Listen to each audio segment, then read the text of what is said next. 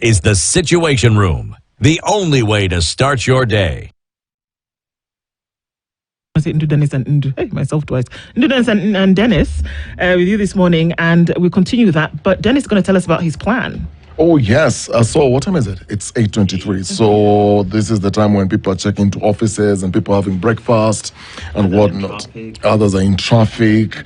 So at some point, so when you're having that breakfast with your colleagues, or maybe later on you'll do brunch, you'll always hear someone talking about their next investment. So this is just you listening to someone saying, oh, this is my plan. Another one is going to talk about, okay, so when I retire, this is what I plan to do. And you're just there with your samosas and your mandazi and your egg. Oh, where's my egg? Me gave you a gift and you gave me an egg. Oh, I think it's somewhere out there. Whatever. You and your orange something with maize. I said, what's your plan? Investment in retirement. So, ICEA Lion makes it so easy for you to start. It's never too early. It's never late to start. ICEA Lion has a plan for everyone. So, what's your plan? Now, insurance and investment options that help you grow, protect, and you can plan with a lot of confidence. ICEA Lion, helping you secure your today and build your tomorrow. What's your plan? Isn't that the question? What's your plan? Figure it out now. All right, we're going to hear from you. Obviously, that it would appear as though Tanzania sneezed, and when that happened, Kenya and the region got a cold. That it was interesting to hear Kwamchetsi say that Tanzania is the soul of East Africa. That thing when you're looking for the Utu, the Ubuntu, the soul, the spirit. That it was never a mystery that people looked the way of Tanzania, that Ujamaa in Tanzania, that Ujamaa and the spirit of brotherhood and camaraderie brought it out when it was coming in from Tanzania. That did, and that is the spirit still remembered. So when we hear or see things like this, then it came as a shocker for a lot of people, unexpected that you would see the manner of protest that we saw, but then even more the response that we saw. So where we thought, you know what I thought? I really believed at some point that with the protest, day one, I was like, oh my God, nobody said anything. Day two, and then we started to hear that people were being shot and killed, that people were being disappeared, and that people were being injured.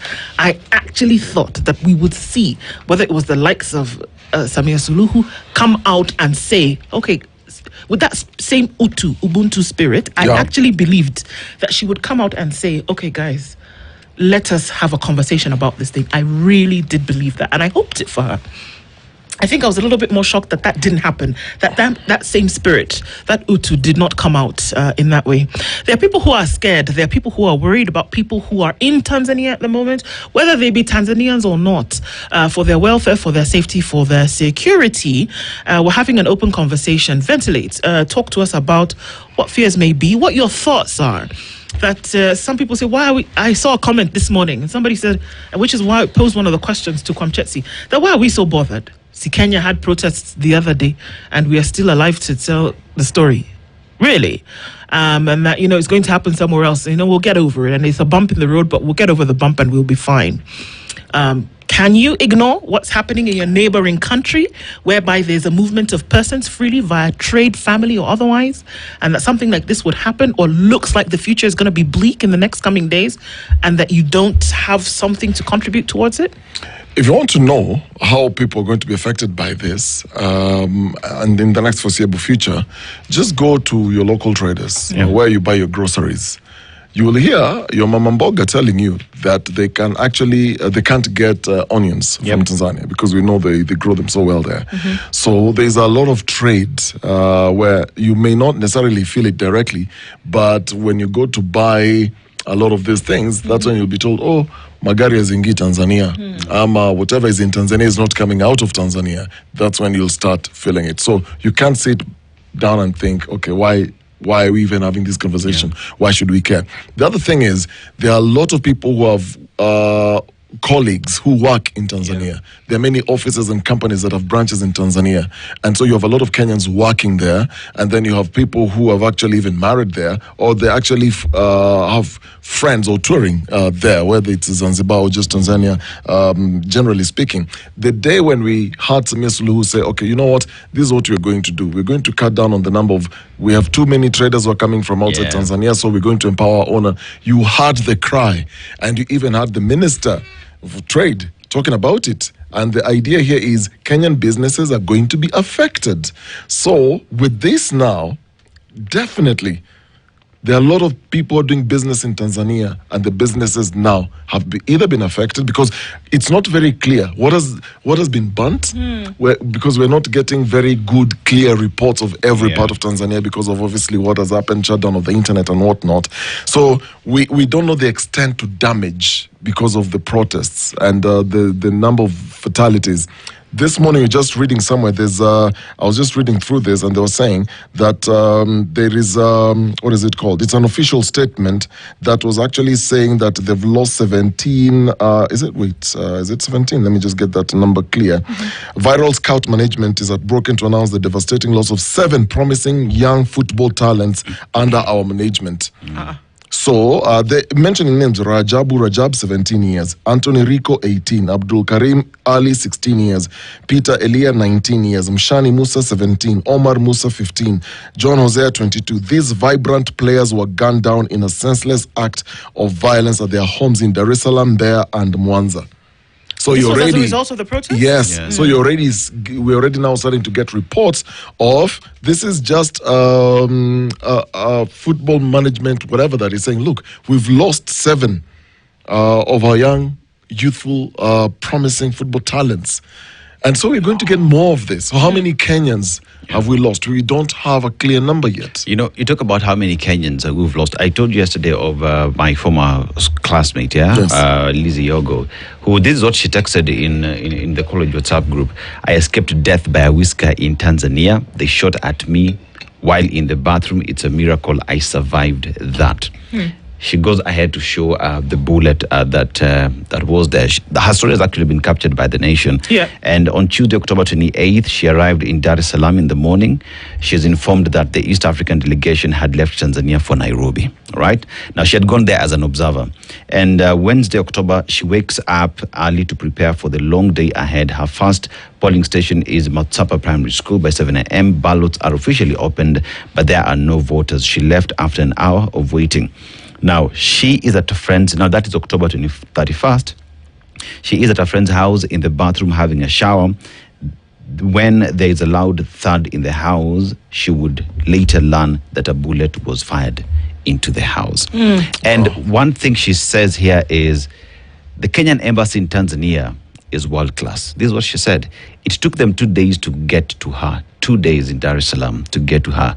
Where she was, where was the epicenter? The ambassador personally went for her and gave her a tight hug, prayed for her, and took her to the embassy. When KQ confirmed it would do the evacuation, brought her back to the country, to the loving arms of her husband. Those are the stories, and these are some of the things that actually are happening. It's not fairy tales, but it's reality. And we're taking your calls this morning. Let's hear those who fear for their loved ones or for themselves in terms of what might be happening there at the moment. We understand there is a media blackout. Not that we understand, we know that there is a media blackout, unable to get some of those pictures, information in. So we're taking your calls this morning, 0732 142 650. Hello, good morning. Hello, good morning. Good morning. How are you doing? I'm very good. Tell us your name and where you're calling in from, sir. My name is Paul Odera. Hello, good morning. Okay, Paul, I need you to turn down the volume on your radio, please. I'm not even close to radio. Okay, well, I can hear something. All right, let us know what your thoughts are on this whole issue. I need you to turn down the volume on your radio, please. I'm not even closer to radio. Okay, are you listening on, is a stream on? Yeah, my screen is on. Okay, so I need you to turn that down, please. Okay, I've turned it down. So my question is,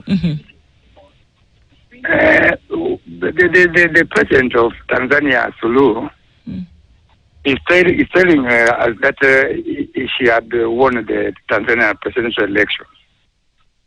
My worry and my question is all about that.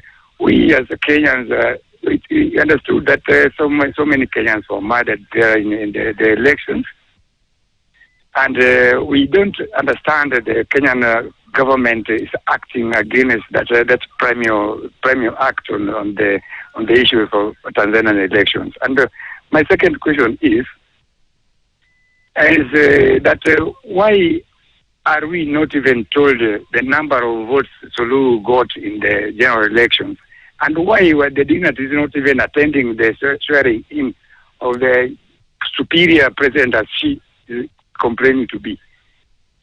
Okay, thanks for those questions, and we'll take a couple other calls. So there were dignitaries that were at the swearing-in ceremony. We saw that. There were several heads of state who had been invited, and a number of those actually did attend or send their representatives. That's one. In terms of Kenyans being murdered in those protests, because we do not have that information, neither do we have official numbers. It's difficult for us to comment on that until that information may be shared in the future. So on that, we cannot be told. Whether the number of votes that Samia Suluhu got in the election is going to be shared, we don't know. We've been told that it's 97% of the vote. Perhaps the NEC, the NEC, will share that information in the near future, but I guess that's what it looks like right about now. We're taking more calls from you. Tell us what you think about the situation. There are those who are afraid. Hello, good morning. Hello, good morning. All right, some more calls. Hello, good morning. Good morning. Tell us your name and where you're calling in from, sir. I'm David Ukal. I'm calling from Kisumu. Yes, David, tell us your thoughts about all of this. My question is very simple. How did Madam Suluhu Hassan knew the foreigners were who provoked the protest in Tanzania? It's a question that many folks are asking. Likely that we'll get that information as the days come. All right, thank you for your call. Let's take some more this morning. Hello, good morning. Hello, good morning. Yes, morning to you. Tell us your name and where you're calling in from, sir. I'm calling from Nandi. I'm Christopher Biwot. Yes, Christopher. What are your thoughts about the Tanzania situation? Not much, but I'm a bit worried about our situation in Kenya immediately after Tanzania's scenario. How so? How are we going to prepare ourselves for our forthcoming general elections? If Tanzania were able to shut down the internet, how about us as Kenyans? We should be worried about ourselves, not even Tanzanians now. It's a good question, Christopher. What might happen? And those are some of the things that cause fear and worry in the minds of people. It's a substantial one. But thanks for sharing those thoughts. Thank you. Thank you. Let's take some more calls this morning. Hello, good morning. Morning. Please tell us your name and where you're calling from. My name is Moses Pasha from Ngong. Yes, Moses. There is something you're not being told. What does Tanzania Constitution says about the election? Do they have shoot to kill? Do they have to kill everyone so that Suluhu get whatever, get the winning? Secondly, where are we coming in? Because they are saying most of the Kenyans are the ones who are fighting in Namanga. Hello? Yes, we're here. We can hear you, sir. Yeah.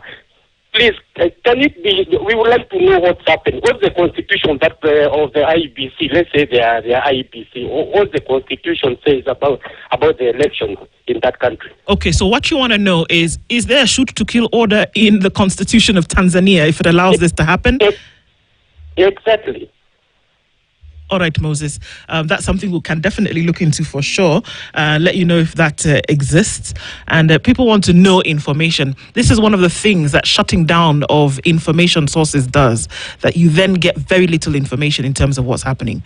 So your thoughts and concerns are registered. Thank you, Moses. because we are now emotional for something that we are not sure of. This is true. That's why information is so important. Yeah. All right, let's take a few more calls. Thank you for calling Moses Asante Sana. Hello, good morning. Hello, please turn down the volume on your radio. Hello, Andrew. Hello, good morning. Good morning, too. Please tell us your name and where you're calling in from, sir. I'm Raymond Makori from Nakuru. Yes, Raymond, what are your thoughts around the Tanzanian election and what has happened before and after? I believe that it's time for the people of Tanzania to decide. The decision has not yet been made by the people of Tanzania. So it's time for them to decide the fate of their country. Pray for the people of Tanzania. Those are my thoughts, too. Raymond, thank you. Those are solid thoughts. Asante Sana. Let's hear from some others this morning. Hello, good morning. Morning, though. Good morning, sir. How are you? Fine, thank you. My name is Mohammed Falls, calling from Kitale. Yes, Mohammed. Hope Kitale is well this morning. Tell us your thoughts about what's going on in Tanzania. I have a question also. Okay. As a concern. We have CCM in Zanzibar and CCM in the mainland Tanzania. Why is it that there is chaos in Tanzania inland and there is calm in Zanzibar? And the ruling party is also CCM in Zanzibar as well as in Tanzania. That's my question. These are questions, and we're taking this down and just trying to get some more information. That's a very interesting one. Why is there calm in Zanzibar, and what if that is actually what has been reported? But thank you for that. Thank you for that. Let's take some more calls this morning as they're coming in. Hello, good morning. Morning, do. Yes, please tell us your name and where you're calling from. My name is Joshua. I'm calling from Lugari. Yes, Joshua. Please tell us your thoughts about the Tanzanian situation. Yes. My question is, how do they manage to count 31 votes in a few days? 31 million. 31 million votes. 31 million votes. Does it seem impossible to you? Okay, that's the question. All right. That's a question that's also doing the rounds in the minds of many people. Thank you for that. Yeah. All right. Holding that question on as well. We hear from some other people this morning, other calls that are coming in. Hello, good morning. Hello, good morning. All right. Hello, good morning. Hi, how are you? Please speak up just a little bit. We can't seem to quite get you. And then please tell us your name and where you're calling from. Are you talking to us on speaker? All right, we can't hear you very well. Let's take some other calls. That's me trying to fix that. Hello, good morning. Hello, good morning. Good morning, sir. How are you? I'm well, thank you. How about you? Fine, thank you. Please tell us your name when you're calling from, sir. Yeah, my name is Peter. I'm calling from Nairobi.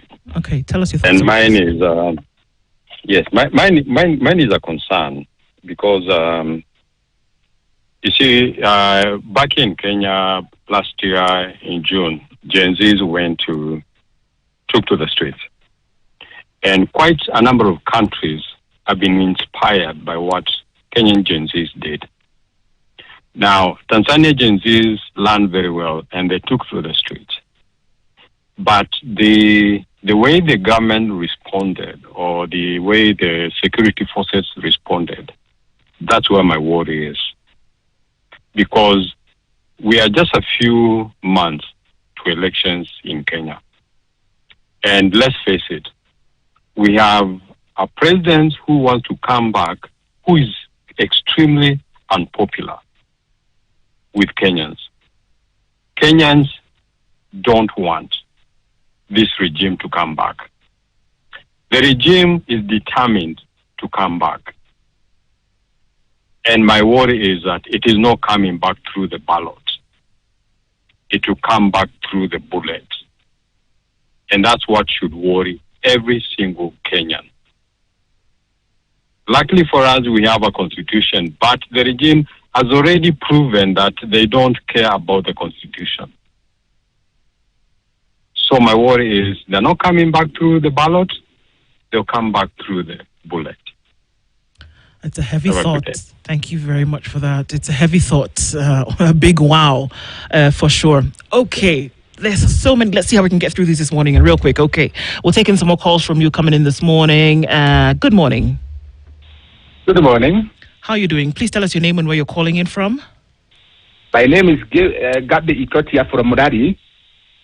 Yes, sir. And I'm very happy that you Spice FM, whatever you do well.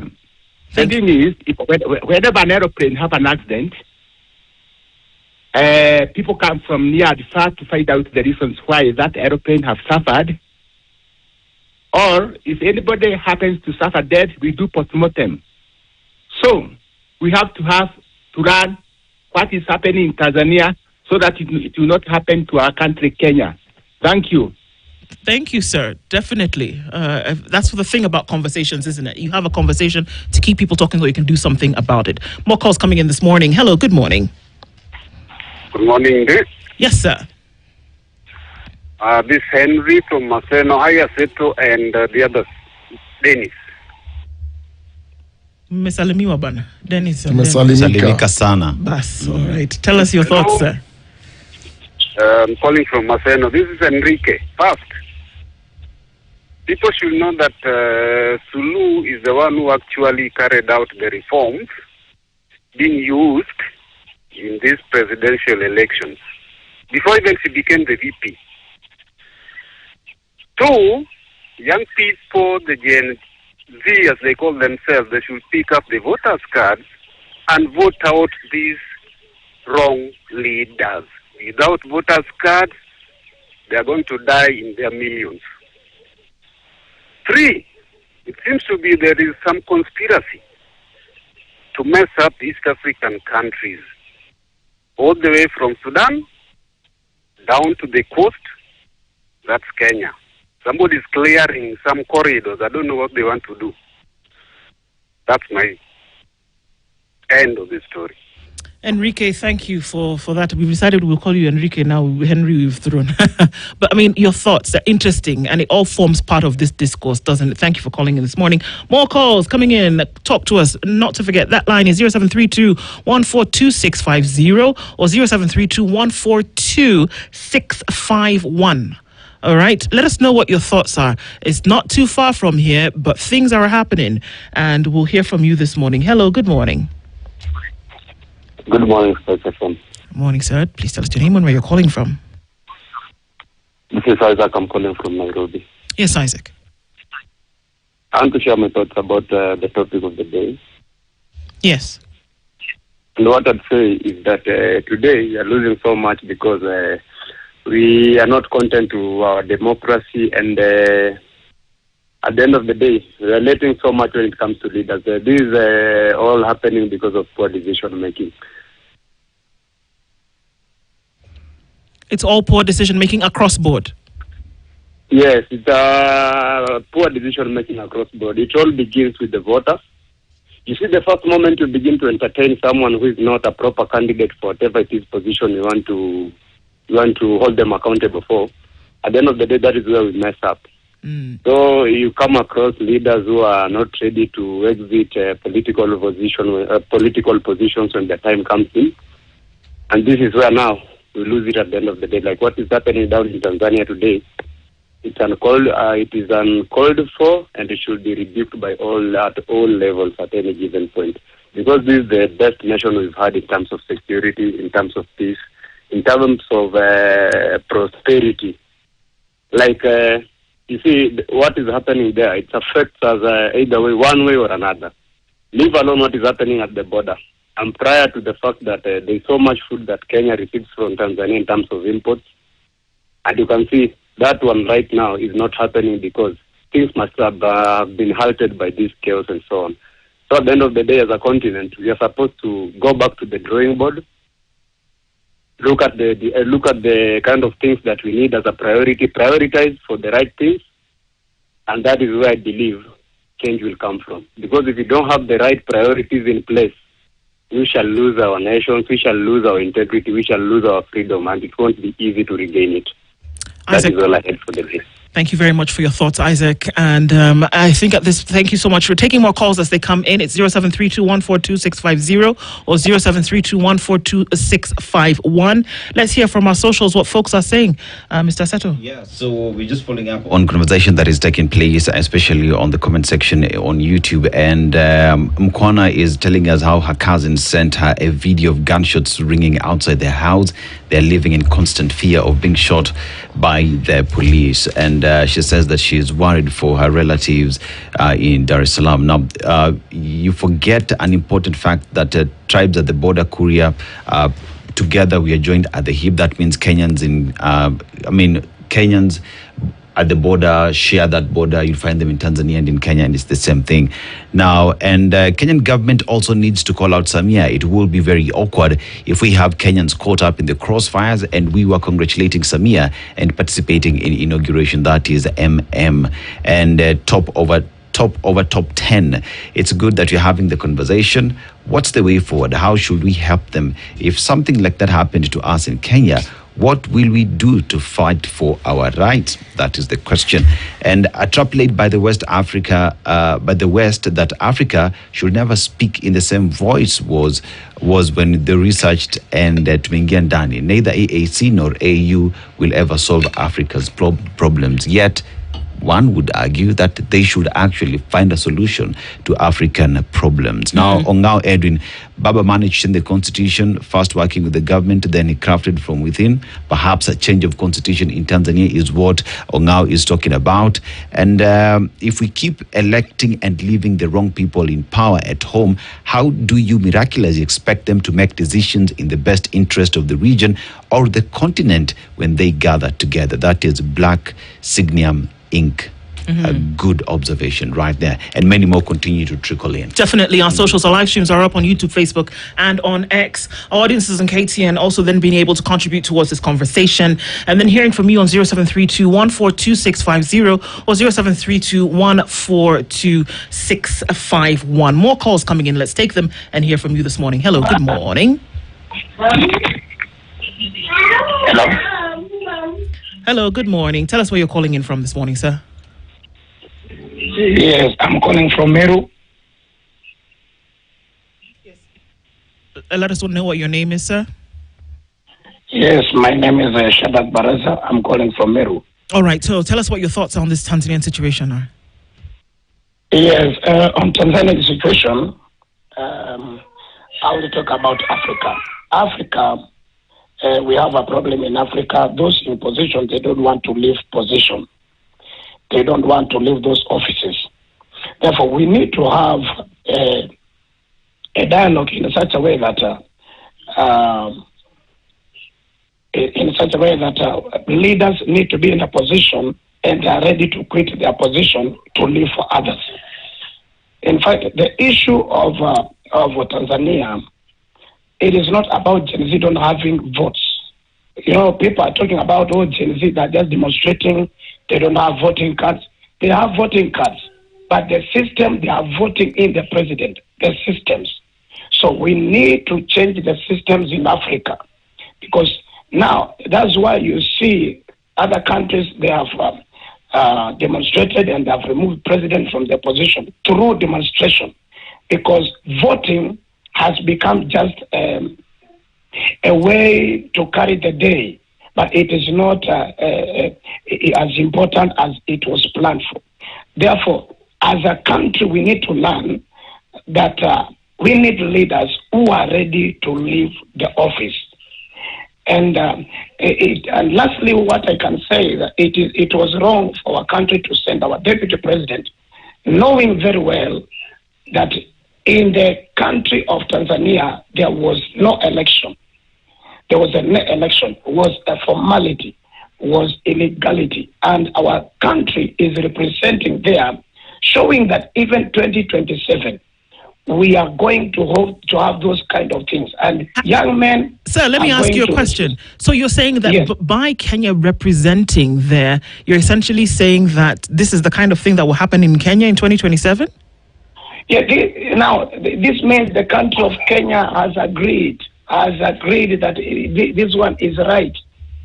Actually, they were supposed not to send anybody there because we have seen, even if somebody is not learned, can see with just a physical eye that this is not an election.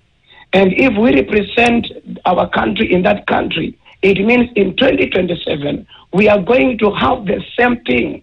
We are rubber stamping, we are signing in the president who has been illegally put in place. Therefore, my plea is for Kenya.